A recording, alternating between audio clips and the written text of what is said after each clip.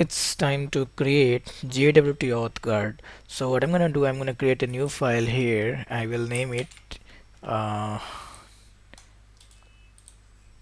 okay, I will name it JWT auth and guard.ts. I'll create a class for this.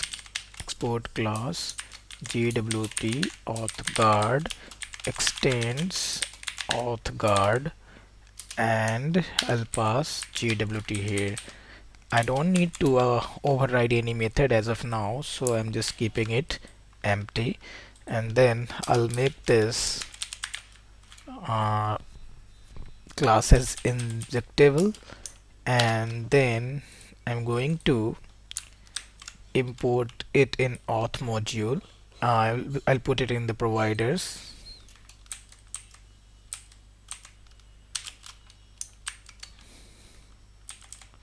JWT AuthGuard, and also I will be using this in other modules, so I'm going to export it.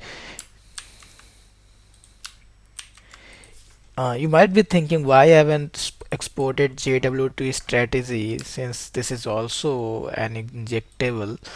The reason behind that is once you create an instance, once you put this in a provider, and if it is extending passport strategy, so this will be registered with the strategy, passport strategy, and it will be automatically reachable, I mean, in whole application. So you just don't need to, export it, and it will automatically work.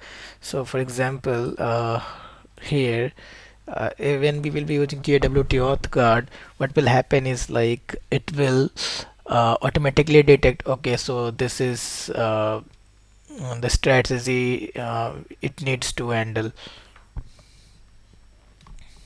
All right, so now what I'm gonna do, I'm gonna use this AuthGuard somewhere. So if I go back in users, and okay, before using it in the users, what I can do, in even in the auth controller, we have this AuthGuard. So instead of using this, now we can use JWT AuthGuard. And let me go back in my Postman. I will try to first log in, and then I will try to get profile, and it works. In authorization, we have access token, and it is working. And let's say uh, that if I remove this, show, it should give some error. Okay, by default it is returning member1@gmail.com. So this is incorrect. So basically, in type ORM, if I go back in this controller, and if I go in get user profile, here in find user by ID, when ID is undefined, it is returning first item. If I go back in database SQLite, I will see here we have member1 is first item, I mean the first row. So it is just returning the first row from the table, but that is not correct. When user is not, ID is not defined, we should handle it either it in controller. We should not allow user to go ahead, and we can just say like unauthorized or something, or we can just return some parameter base data, like let's say the ID should be there or something like that. But since this is we are using this user from the request itself, we were expecting like to have the user. So what we can do, we can have a check in user service in get user by ID. So we can add a check if not ID, then just throw new unauthorized exception, or we can say bad request exception.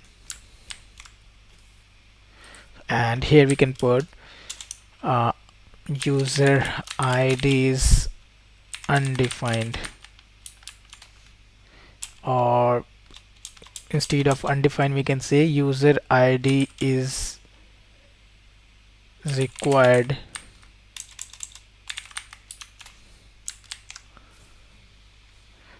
And then if I try to execute this again, so I'll get this error. Though we can handle it differently, but it will make sure we are not returning any others response. So for now, when I go back in here in the auth controller, if I uncomment it and then if I try to fetch it again, we should get my own details, that is member 6. Right now, if I change something here in access token, I should get unauthorized message.